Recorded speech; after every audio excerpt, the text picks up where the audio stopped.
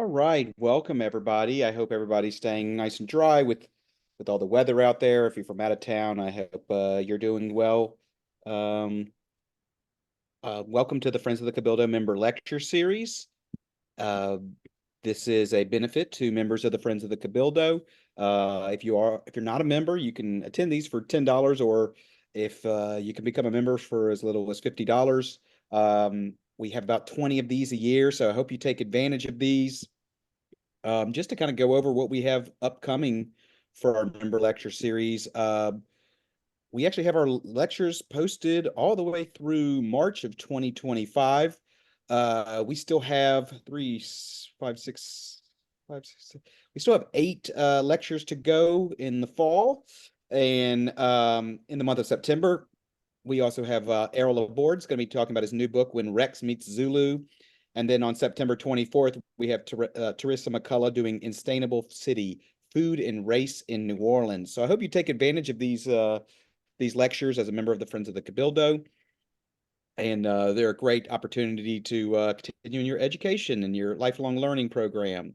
So tonight we're going to be talking about we're going to talk about the Battle of Lake Pontchartrain. Our speaker tonight is Bob Freeland. Bob Freeland is a local tour guide, as well as he's a member of the board of the Friends of the Cabildo, and also the head of our Spanish Heritage Program. And this has become a battle that Bob has really started to look into and teach us all about. So tonight I want to welcome Bob Freeland, and thank you so much, Bob, for speaking to us tonight.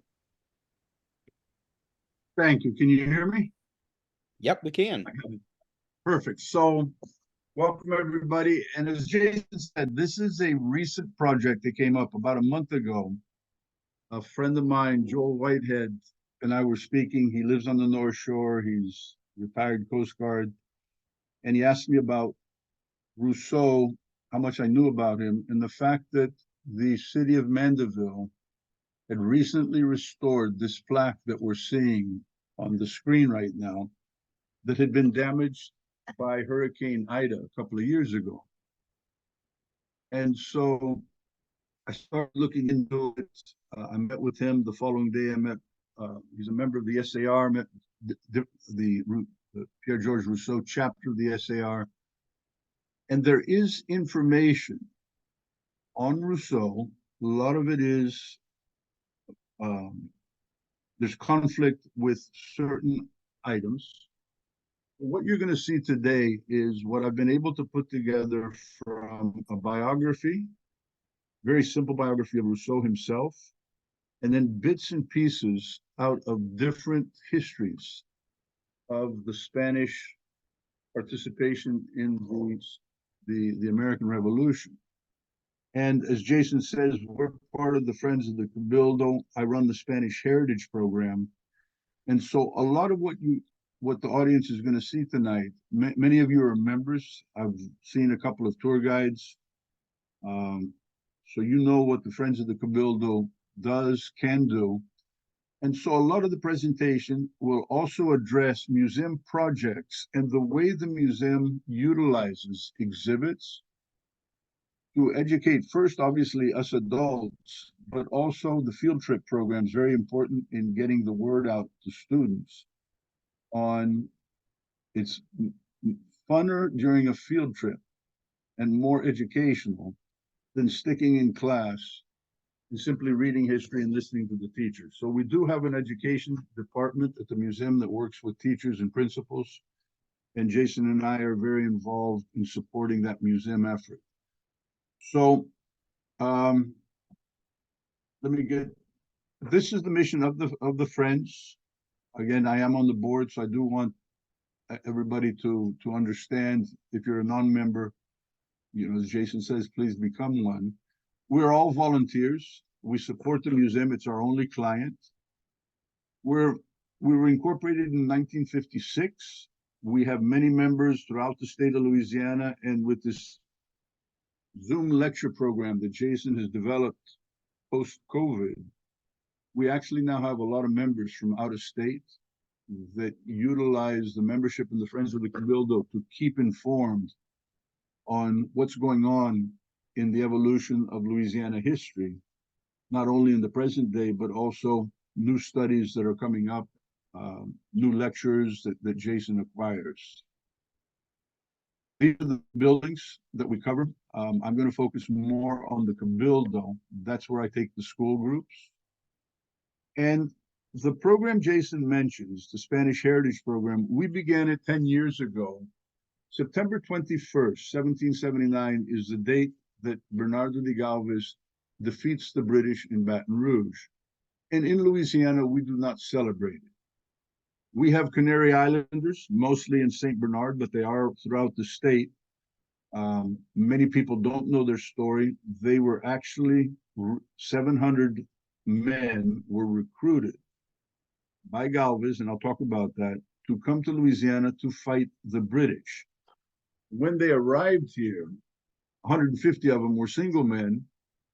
They became regular troops. The 550 remaining Canary Islanders brought their families, so they were given land, and they served in the disciplined fixed militia of the Regiment of Louisiana.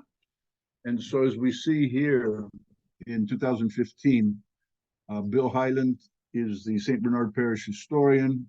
Rhonda is the president of the Isleños. The gentleman next to her was the president of the province of the Canary Islands, and the government of the Canary Islands donated this flag to the Louisiana State Museum. It's a replica of the flag of the Regiment of Louisiana. And so I'm just setting us up for the type of programs that the Friends, the LSM, do with our Spanish heritage. We continue, the actual event, we went through artifacts that the museum has related to the Spanish heritage, and we had a Loyola professor talk to us about Spain in the present day. We continued our relation with the Canary Islanders. We held exhibits in New Orleans 2018-19, and then in Baton Rouge in 2019, focused on the Canary Island heritage. And then the big event that changed a lot of the way we do things at the museum and the Friends of the Cabildo was the 2018 exhibit called Recovered Memories, Spain, New Orleans, and the Support for the American Revolution. And many of us that are volunteers with the museum, we were trained by the Spaniards. And a lot of the exhibits that have previously been tucked away in our inventory actually were brought out into the Cabildo. And this changed the way we think about our history. And it was called Recovered Memories because what the Spaniards wanted to establish is we are not rewriting history. We are recovering the lost memory of Louisiana history that over the years we have forgotten about it. It took all 3 floors of the Cabildo. It only was up for 3 months. Here you can see the actual key dates. We opened with a major event on April 20th. The Friends of the Cabildo had an opening. The King and Queen of Spain visited New Orleans to see the exhibit. That's how important the exhibit was. And more important to our programs, we received over 1,600 school kids because teachers, especially Spanish teachers, were interested in visiting the Cabildo to see the exhibit. And that's what created our Spanish Heritage Program. We focused on kids. Obviously, we can do events with adults, but it made a major change in one of our key support programs. And this is what we created. We focused on Spanish classes, although it's applicable to anybody. We're now entering our 8th year. We don't teach Spanish. We provide cultural and historical relevance through our lectures, our walking tours, our museum visits. And we do have partnerships with the Spanish Ministry of Education, the Mexican Consulate, and there is an organization that educates the public on the role of Spanish Louisiana called the Granaderos y Damas de Galvez. And we have a basic presentation. The statues tell the story because in New Orleans, we do have statues spread throughout the city. And that's a subject for another lecture. And basically what we transmit to the kids, you can find in this book, The Spanish in New Orleans and Louisiana. We talk about food. Items like paella came from the Spanish period. Much of our legal system came from Spain.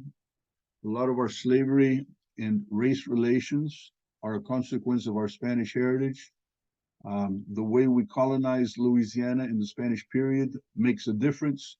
Some of the cities were founded. I held an event Saturday in New Iberia, which was also settled by Bernardo de Galvez and Francisco de Bouligny with people from Malaga in Spain. And today they honor their Spanish heritage. And then obviously items like the opera, the architecture, the French Quarter all come from the Spanish period. And Recovered Memories, the exhibit, is the way I'm formatted this presentation. And I've inserted photos and images of the exhibit. So if you didn't make it, I'm hoping that through this presentation, you'll see what we saw and what we learned when it was up. And the Spanish historians divided it into 4 sections. They wanted us in Louisiana to understand Spain at the time of the American Revolution. They wanted us to understand the importance of the Declaration of Independence and the creation of a country that Spain could support. And then Louisiana and the American Revolution, that forgotten part of our history, was a major focus. And then the 4th part, which I'm not going to discuss in today's presentation, was the relations of Spain and the United States after our independence.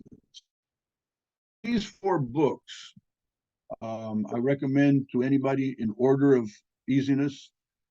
Upper left-hand, Bernardo de Galvez in Louisiana was written in the 1930s. It is still the best single book on Galvez, and it focuses on this great man's period in Louisiana. Down below it, Larry Powell's The Accidental City. If you're interested in this, read the Spanish colonial period. He focuses on France and Spain. He doesn't go into the American period, but the Spanish period really describes the structure of Spain and how Louisiana fit into it. And then if you're into the American Revolution, Larry Ferrero's Brothers at Arms talks about how Spain and France allied themselves against England either in support or behind the scenes of the 13 colonies. And Louisiana features very importantly in Ferrero's book. So now you go to the Cabildo. For you guys that know it well, this is by the men's bathroom. We reconfigured the whole entrance, and you would walk in. The first section was Spain in the 18th century. And what they want us to understand is that actually it was 115 years of war between the 3 countries. And at the beginning of the 1700s, Spain is in the decline of their imperial presence in the Americas. They had arrived here with Columbus in 1492. By 1700, they are losing to France and to England. France is at its peak under Louis XIV. He had already taken Louisiana, which went from the Alleghenies all the way, the Appalachians, all the way to the Rockies. For France, he took it away from Spain, and he took Canada and many islands in the Caribbean. And England had begun to push in, had taken some of the 13 colonies, some of the British islands, and that's where Louisiana begins its history when we were founded. And for the American Revolution, we are taught in American history about the importance of the support of Louis XVI. And Louisiana, we learn about Louis XIV. But this page here sort of shows you how Spain, Louis XIV, and France tie in. The first king that we see there, Charles I, died without children. Louis XIV puts his grandson, Philip V, a Bourbon, as king of Spain. England and the other countries around the world don't like this because Louis XIV is becoming too powerful. There is a war, it's technically not a world war. And during this process, Louisiana, France, Spain are all now Bourbon monarchies, simply with 2 different kings. What does happen between the countries Spain and France, the Bourbon cousins, they sign what is known as the Pacte de Famille. And basically, it is a series of treaties where our common enemy is England. If one of us declares war on England, the other will declare in support. And there were three different actual treaties between the two countries. And the last line there, the Treaty of Aranjuez, is when Spain declares war on England in support of France during the American Revolution. So it wasn't a separate treaty, but it is a treaty that technically is part of the American Revolution. After the 7 Years' War, which was a world war, we can see from this image, the map, everything in green is Britain. So Britain by this time has kicked France out of Canada. It has taken many of the Caribbean islands. They had taken Cuba. Spain required Cuba for transporting the mineral wealth from its colonies in Mexico and South America. So what Spain did was, you give us Cuba back, and we'll give you Florida. And the result then is England now controls everything east of the Mississippi, all the way to the Atlantic seaboard, from Key West in Florida to Baton Rouge, which was part of Florida, all the way up into Canada. And if you look at the map in Central America down below, Britain had begun incursions into Central America, and their idea from Jamaica, where my little arrow is pointing, this was their most important Caribbean island. From Jamaica, they would control Central America and eventually take it, breaking the Spanish Empire in two. The Spanish, what they taught us was, we all know about the Industrial Revolution in England, the Renaissance in Italy, the Enlightenment in France, but we never talk about Spain. So what the Spanish did teach us was, no, Spain was number 3 or 4 in each one of those cases, but it was involved in all three. And this was the king of Spain when we Louisianians become Spaniards. Charles III is the great-grandson of Louis XIV, and we have named St. Charles Avenue after this man, and he was the best of the Bourbon kings. Remember, I'd said Spain had begun a long decline. Charles III, during his period as king, almost 30 years, he was able to recover much of Spain's prestige. We talked about the arts in the exhibit, and we featured an artist named Salazar, born in Campeche, Mexico, came here as a Spaniard, and Campeche painted portraits, and not just of the nobility and the men in power, but in Louisiana, we were very fortunate that Campeche painted all types of family portraits, and very accurate, so we know what people look like. And hold the name Salazar, because I'll talk about him at the end. We talked about social Spain in the exhibit, and a lot of how the culture of Louisiana comes from our Spanish period. Important to our story, Spain was a power in science. We had a map at the exhibit, all the scientific expeditions. As Americans and Anglophiles, we know about Charles Darwin. Well, he was following in the footsteps of Alexander von Humboldt, who technically was following in the footsteps of these men that you can see in bold, Jorge Juan y Antonio de Ulloa. And they had documented a lot of the flora and the fauna, geography, geology of the Americas. And as a Antonio de Ulloa is given the governorship of Louisiana when Louisiana becomes Spaniard. And how do we, in the Louisiana history books, refer to him? He was non-participative. We didn't like him, therefore we kicked him out. And he did not get punished by the Spanish governor when he left. He actually became commander-in-chief of Spain's navy.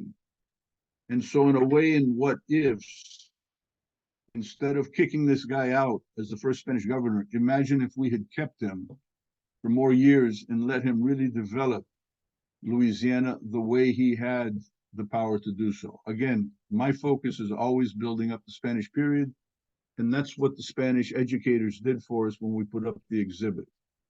The exhibit also talked about the Spanish system of cuartación manumission.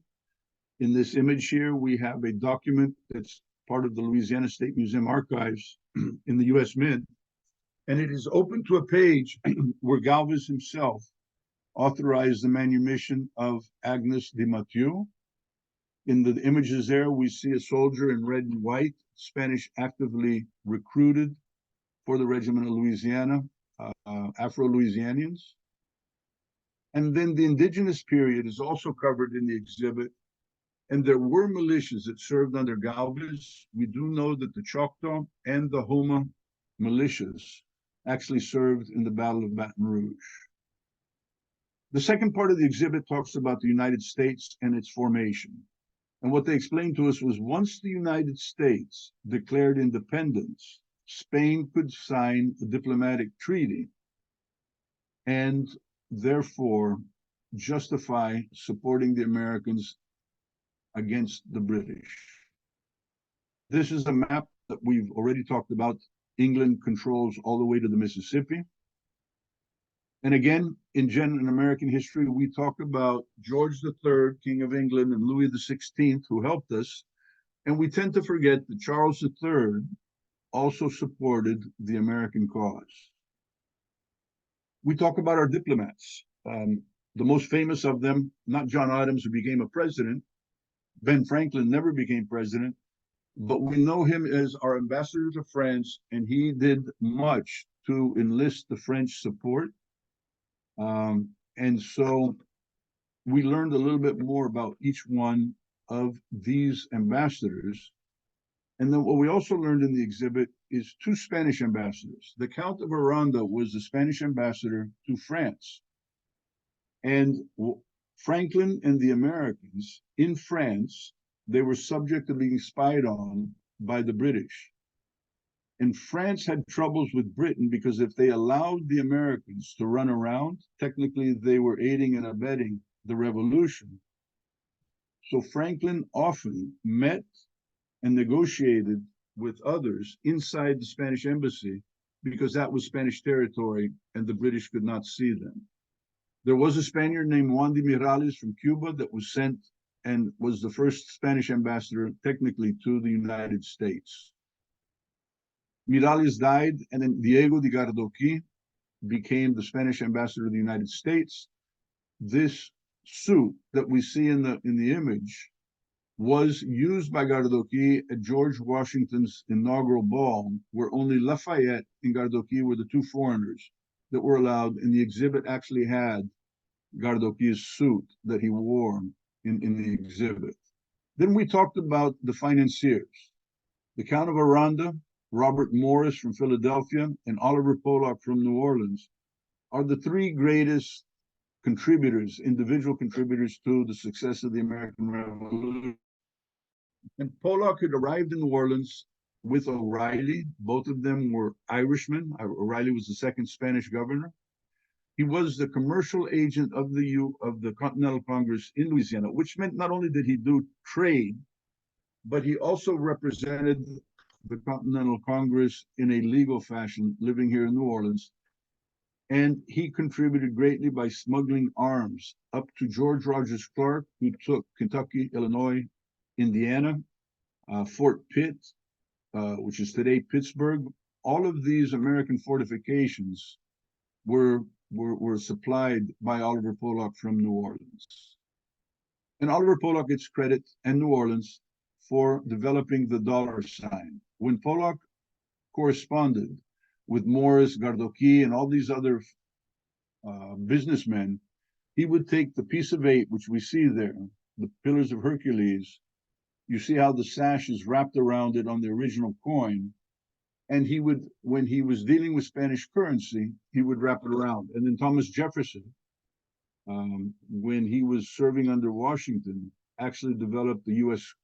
currency. He used Pollock's dollar sign. The Treaty of Aranjuez, which I mentioned earlier, was signed in April 12th of 1779. So the United States declares war July 4th, 1776. France declares war on England in open support of the United States in 1778. Spain had to be careful because they still controlled Latin America. So they didn't want their colonies to say, why are you supporting the US and not giving us independence? So they had to deal with that issue, and it took them until April of 79 to finally declare war on England. The other thing that the Spaniards taught us, that what we call the American Revolution over in the 13 colonies, to Spain, France, and England, it was actually a naval war all over the world because they were all trying to take each other's colonies. And as I discussed before, here we have Pensacola where the arrow is. Here you have the Mississippi. Over here you have Jamaica. The strategy of England was to take Central America. And why did they fail in Central America? Because Matias de Galvez, Bernardo's father, defeated them in many battles in what is today Honduras and Nicaragua. And so that's a different story for another time. Since we're talking about the Navy, the United States really didn't have a large Navy. It was mostly privateers. And each colony had its own Navy. And as Americans, our hero is John Paul Jones. And just to give you an idea, yes, we know him as our #1 naval hero. But at the time in the United States, he was hardly recognized. He ends up, it's a sad story, he ends up dying in Russia. Then years later, they bring his body back. And so he was sort of a forgotten hero at the time. And today we honor him in a different way. And that's what I'm trying to do with the Rousseau story. Rousseau, the subject of this presentation, has been sort of forgotten in the history books. We're trying to bring him up in this bigger picture. If you're into the naval history, you've heard of Rodney and Good of the British Navy. The French Navy was famous for the Count d'Estaing, and then the Count de Grasse supported Washington all the way through Yorktown, and he is the ancestor of Neil Tyson de Grasse. And the two naval officers we don't even know about are the two Spanish admirals that were part of this story. And Jose Solano Marquis de Socorro gets the name, Marquis de Socorro means the Marquis of Help, because he's the one that supported Galvez. In the exhibit, we had not only the Marquis de Socorro's portrait, which we see to the right, the left there, but we also had the portrait of Pierre Georges Rousseau. He had been born in France. His mother died when he was young. His father was a ship's captain. He had relatives living in Virginia and South Carolina. So he feels it's easier to bring his sons and bring them up with the family in the US. So Rousseau speaks English, he speaks French, he grows up in the 13 colonies. He serves under the Continental Congress, under George Washington, and the United States decides to send naval officers to support the Spaniards by living in New Orleans. And one of these men is Pierre Georges Rousseau. And at the Battle of Lake Pontchartrain, he is the second in command. In the exhibit, heavy influence of the Navy. This portrait was up there. What we found interesting was the white flag of Spain created problems in open battle because of all the smoke. And as a consequence of the American Revolution war, Spain adopted the yellow flag we see today. We continue into the Navy room. There was an image by a painter named Dalmau who did 3 paintings for this exhibit. And here we see the only time the American Navy, it was actually South Carolina, served alongside the Spanish Navy when they took the Bahamas from Britain. And then one of the men was featured in the exhibit is Jorge Farragut, who was a Spaniard, fought in the South Carolina Navy, continued in the US, became a friend of our first governor, Claiborne, the first American. And he arrives in New Orleans in 1805, and he brings with him his son, known known as the first Hispanic admiral in the United States, David Farragut. And so again, the Spanish presence during the American Revolution and beyond is all part of today's story. And now we go into the third section, the support of Spain in Louisiana. Bernardo de Galvez is the feature here. He was born in Spain in 1746 in a little city called Macharavillaya. I saw that Tom Naglin was on the call. He's, I think, the only one on this call that actually has been to Macharavillaya at a separate time. He can tell us about the visit. Galvez lived in the Canary Islands. His father was a high official there. So for 5 years of his life, between the ages roughly of 10 and 16, 15, he was living in the Canary Islands. He made friends there that he held for the rest of his life. He is taken out at 15. He joins the army. He fights all over for Spain. His father, as I mentioned, held high offices in the Canary Islands, then moved to Central America, and then became viceroy in New Spain.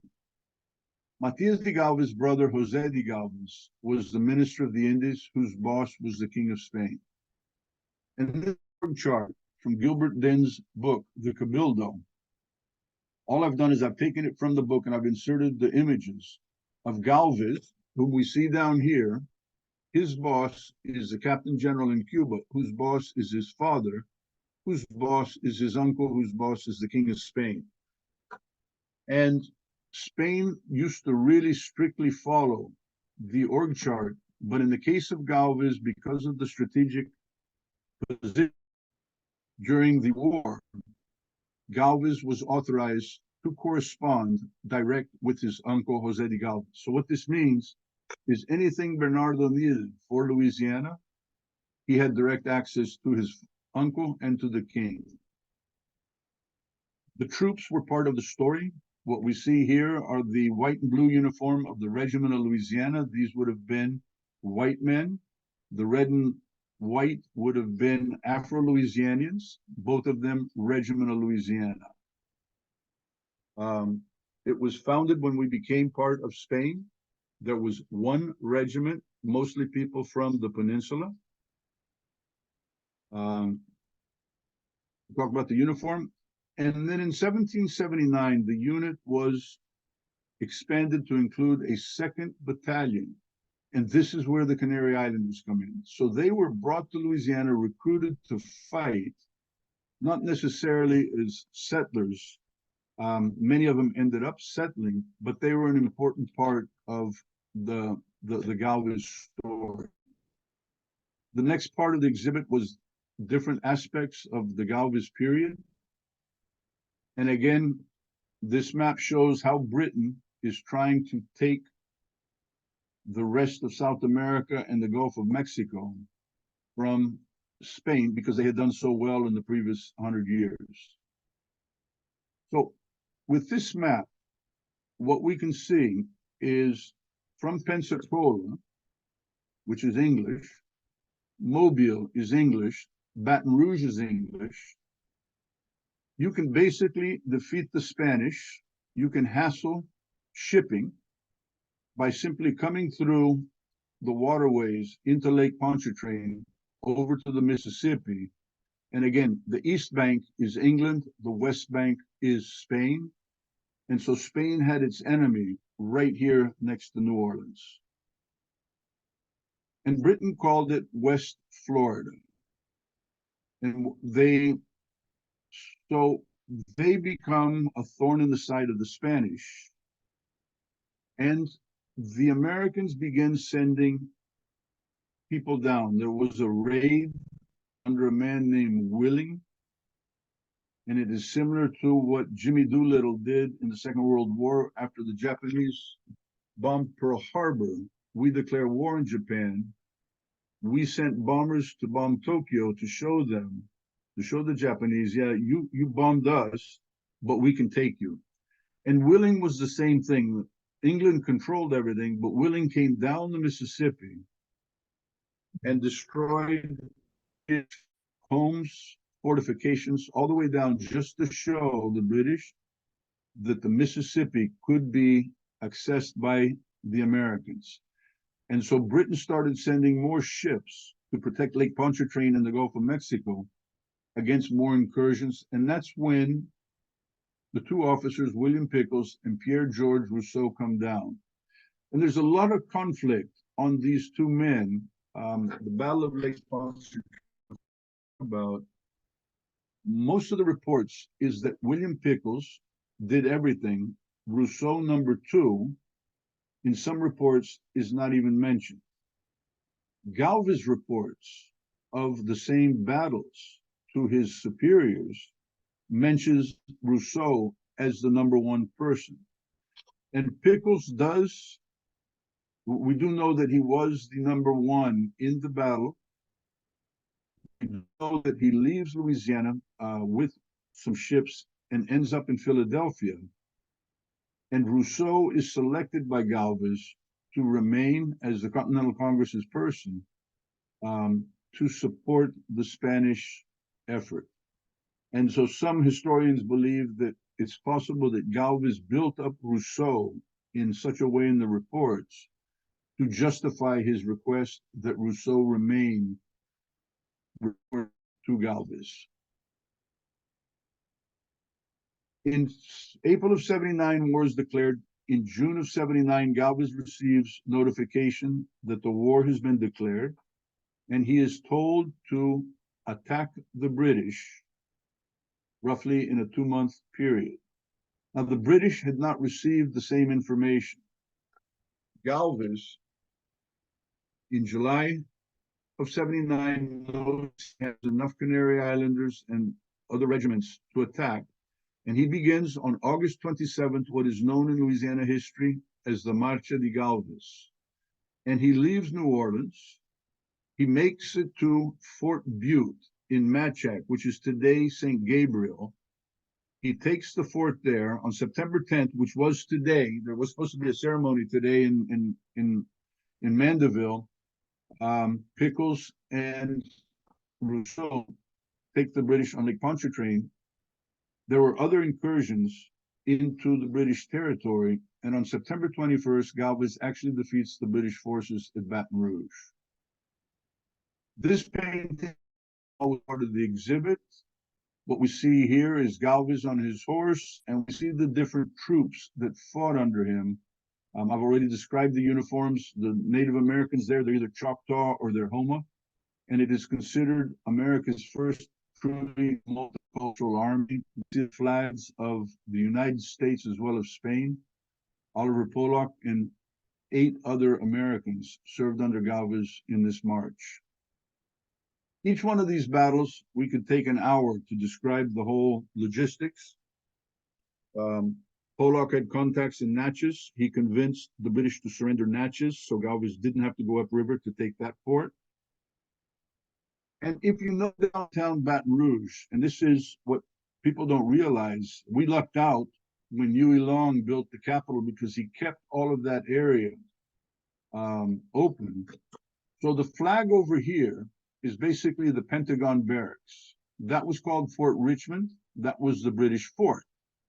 Galvez over here, more or less where the Capitol Park Museum is, he set up his cannon, but there was a grove of trees that covered the cannon, so the British couldn't see what he was doing. And over here is where Galvez deployed all the troops. They used different uniforms. They marched back and forth. And the British are thinking that he is going to attack from this angle. So September 20th, everybody goes to bed. The British cannons are pointed here. Galvez, during the night, he cut all the grove of trees down in front of his cannons. And early morning of September 21st, as we can see up here, he fires on Fort Richmond, and the British are unable to turn their guns around in time, and they surrender. So was it a big battle? Was it a small battle? It secured the Mississippi River for Britain and the United States. Galvez takes Mobile. And again, Rousseau is now serving under Galvez. And everything he did as a ship's captain, he transported troops, he transported materials. He had because he spoke English, he himself personally had developed relations, sounded the bay, not only of Mobile, but Pensacola. So it is Rousseau now that becomes Galvez' #1 commander, directly reporting to him. In the exhibit, we talked about Pensacola, which is the largest British fortification. And again, if we look back at that other map, Pensacola and Jamaica were the two starting points for the British invasion of the Mississippi and the Gulf of Mexico. This map in the exhibit covered the actual Battle of Pensacola, which is considered the longest siege in the American Revolution. And here we see the city of Pensacola, the different British forts, and we see two little ships beginning to enter the bay. Now, what had happened was most of the ships were under the command of an admiral from Havana, a Spaniard, who technically did not like reporting to Galvez because he considered Galvez his military inferior. And because of Galvez's political connections, he actually commanded the theater. Now, Galvez only had a couple of ships under his command under Rousseau. And because Rousseau had already figured out the depths of the bay, he knew he could take his ships in there. So when the Spanish admiral refused to enter the bay, Galvez went in. And obviously, we always say that Galvez is the one that did it. But Pierre-Georges Rousseau is the man that understood, yes, boss, we can do it. Follow me, and it can be done. And in this image, we see the Spanish ships coming in. And again, if you're into strategies, battle tactics, and all that, what happened was the British fortification was a little bit too high. When the cannon shot down, the angle was very difficult to be accurate.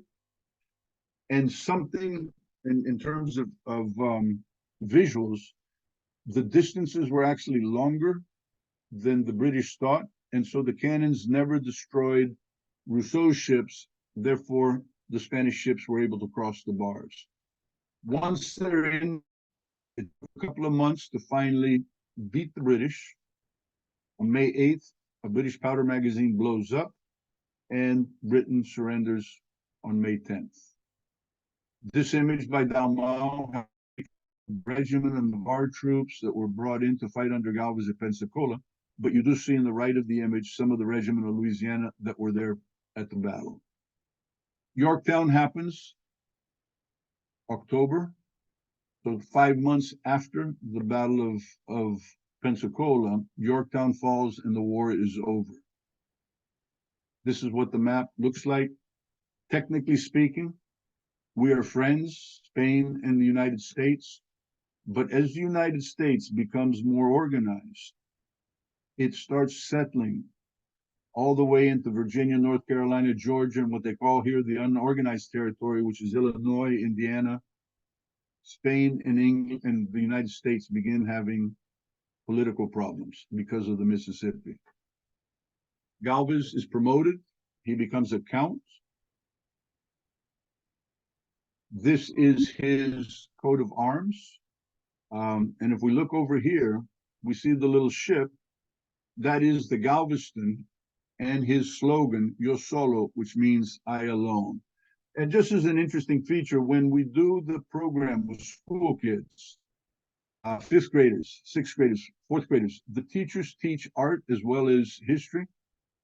So we give the presentation on Galvez, and we talk about his coat of arms. In art class, all the kids are asked to create their own coat of arms telling the story of their families.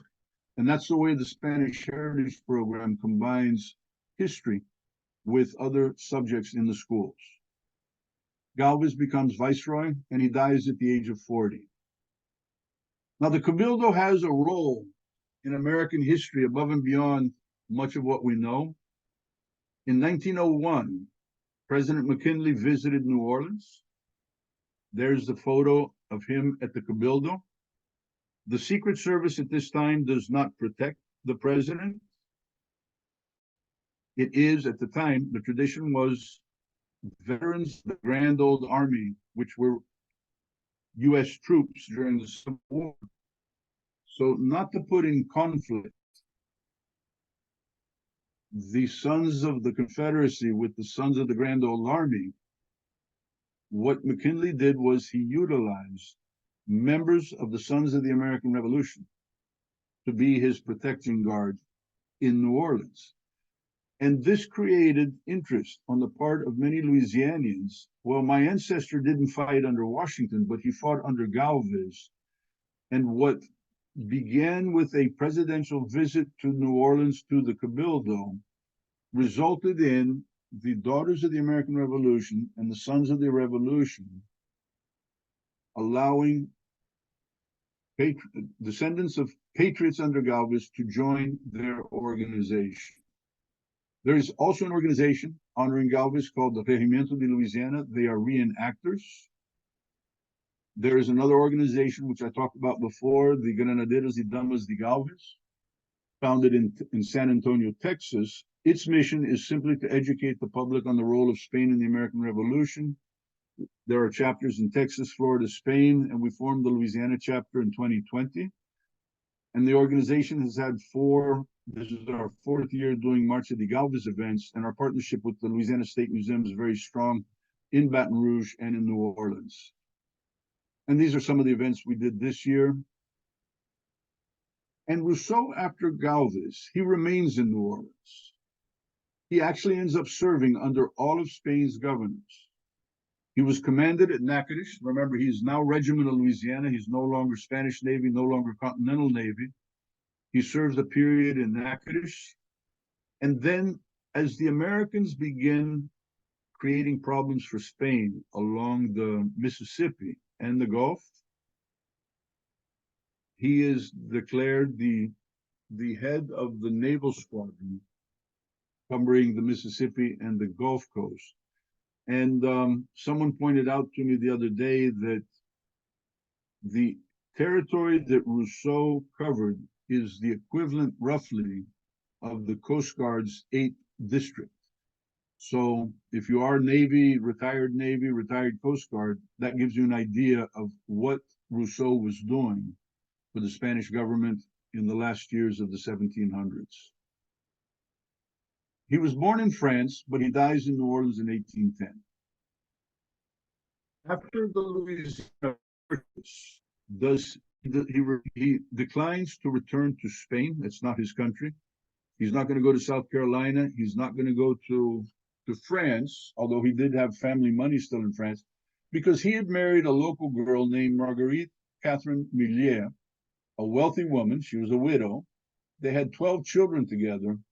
And to give you an idea of how wealthy he was, what was the Wilkes tract that he married into became known as the Rousseau Plantation. The boundaries were from the river, Jackson, and Louisiana avenues, all the way to around St. Charles somewhere. So why go back to Europe when this is what you have? And he is so important to the people at the time that when Lafayette visited New Orleans in 1825, one of the people Lafayette visited was the widow Rousseau. Obviously, 15 years before, Rousseau had died. Now, he continues here. This is speculation on my part. In 1806, population of New Orleans, 9,000. Would he and Farragut known each other? I believe they would have. And the reason I'm focusing on this is on the right here, we have Renato Beluche, born in 1780, Lafitte, more or less 1782, José de Villamil, 1788. These are ship's captains, commercial. Would they have known these two heroes of the American Revolution? And Lafitte and Beluche fought under Jackson at the Battle of New Orleans. This sequence, Lafitte the pirate in the 30s, Lafitte in the Battle of New Orleans in the 50s, and in 2005, William Davis recognizes Lafitte as a privateer in the Gulf. And here we have an obituary fighting for Colombia in 1823 at sea off the coast of Honduras. Renato Belush, born in Madame John's legacy, is now buried next to Simon Bolivar of Heroes. And the third gentleman that nobody ever talks about, Jose de Villamil, was born in New Orleans. He served in the Regiment of Louisiana. He left for Spain, then to Venezuela, then to Ecuador, and he is considered the father of Ecuador's Navy by some military men. The present day, the Sons of the American Revolution have a chapter in Mandeville called the Rousseau chapter. They just restored this plaque with funds from the city of Mandeville. Today we're talking the lecture, so this story is accelerating and being told. And I will be updating the Rousseau chapter on October 12th. It's a private meeting of theirs with a lot more information. And when I say updating, look at this part here. The chapter was founded in 1997. One of their members, a gentleman named Percy Stakelham, developed a project and documented much of Rousseau's history because his wife was a descendant. And these documents never were openly published, but they exist. And to put together this presentation, I contacted the naval attaché, the Spanish naval attaché in Washington. They cannot really help me at this point.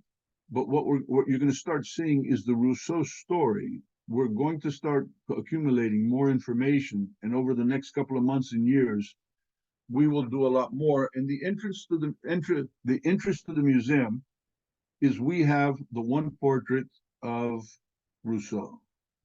It is listed in School of Salazar. Many years ago, it was thought that Salazar painted it. What's interesting is there, as conflictive as information is on Rousseau the man, it's similar with his portrait, because we do think this gentleman Godefroy is the one that painted it. We don't even know his first name. And the portrait itself, for many years, was in the Spanish colonial section on the first floor of the Cabildo. Then it was placed in a place of honor in the Recovered Memories exhibit. Then it went back into inventory for a series of years. Last year, we had an Andrew Hopkins exhibit on Creole art, and the Rousseau painting came out in the section on the artwork in the colonial era. And we now have a governor's exhibit called The Legacy of Spain in New Orleans, where each one of the governors of the Spanish period are featured.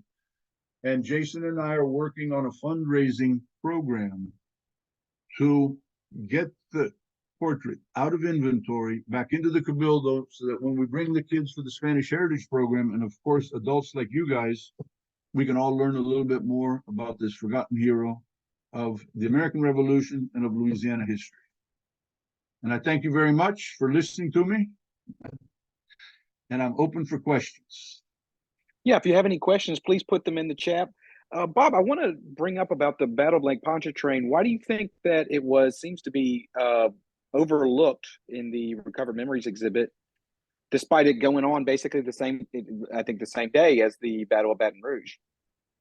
It was part of the March of the Galvez. Technically, it was 11 days before, but once Pickles and Rousseau had secured Lake Pontchartrain, the British could no longer use the lake to attack New Orleans. So why is it forgotten? One common thread that we see throughout here, starting with John Paul Jones, Navy men get sort of relegated to second place in these histories back then.